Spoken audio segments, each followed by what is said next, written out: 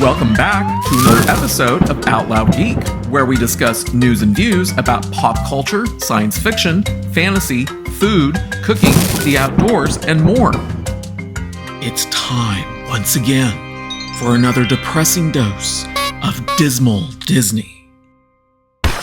It must be a rather bleak time for Disney, as the first round of the 7,000 layoffs that Bob Iger had announced early in February have begun. And these first layoffs are impacting TV production and acquisitions departments. Among the notable staffers that were let go on Monday are Jane Bieber, who was the Senior Vice President of Production at Freeform and Onyx Collective, Mark Levenstein, who was Head of Production and Post-Production at Hulu, and Elizabeth Newman, who was Head of Disney's Acquisitions Department.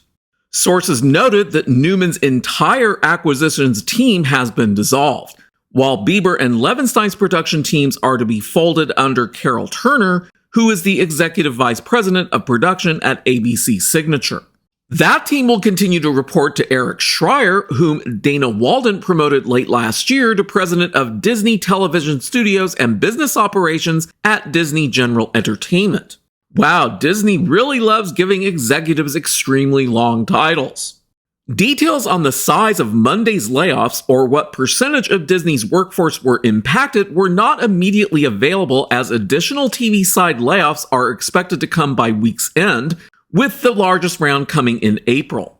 As Disney CEO Bob Iger warned on Monday, layoffs would be starting this week as part of a round of cuts that would eliminate a total of 7,000 staffers. This is consistent with what I had talked about in a video that I had released back on February 11th entitled Bob Iger to Cut 7,000 Disney Jobs and Cut $3 billion for New Content, Bad for Disney Plus, in which I explained that the 7,000 job cuts are part of a streamlined restructuring that will focus on three divisions: Disney Entertainment, ESPN, and Parks, Experiences, and Products.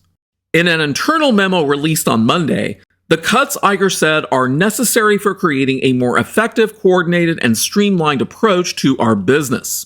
He then added that senior leaders have been evaluating their operational needs since he announced the cuts. The third and final round of layoffs are expected to come before the start of the summer, Iger said. The staff cuts are part of a larger plan to create $5.5 billion in cost savings at the company and come as other conglomerates are similarly reducing their workforces in a bid to streamline staff and right-size their ranks as a recession looms. Monday's moves eliminated siloed production divisions and consolidated that department into one unit covering all of the TV side, while also eliminating a separate acquisitions unit.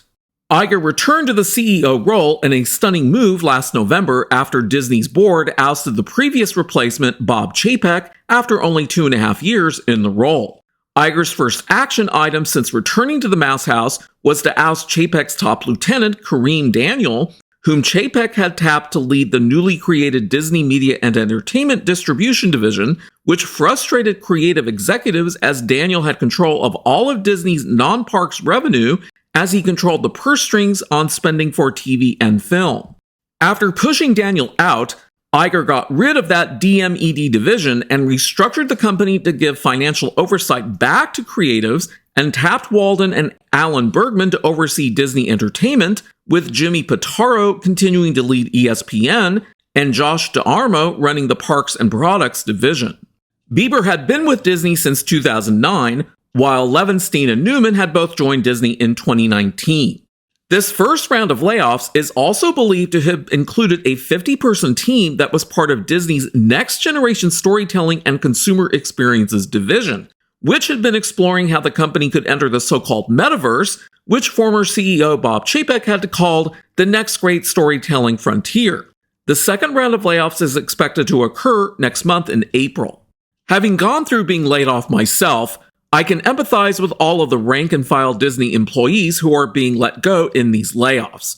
While it's an unfortunate situation for many, all of this is happening thanks to poor decisions that were made by Disney management, including the very poor creative decisions that were made for MCU's Phase 4 films that effectively financially crippled both Marvel Studios and Disney. And that's still far from improving given how poorly Ant-Man and the Wasp: Quantumania has performed at the box office.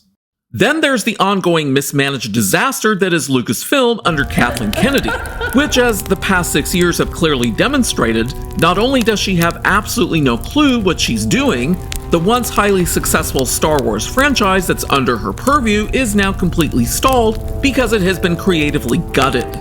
It's going to take Disney years to correct the problems that people like Kathleen Kennedy and Victoria Alonso have created. But those problems can't be fixed until everyone responsible for creating them in the first place is gone.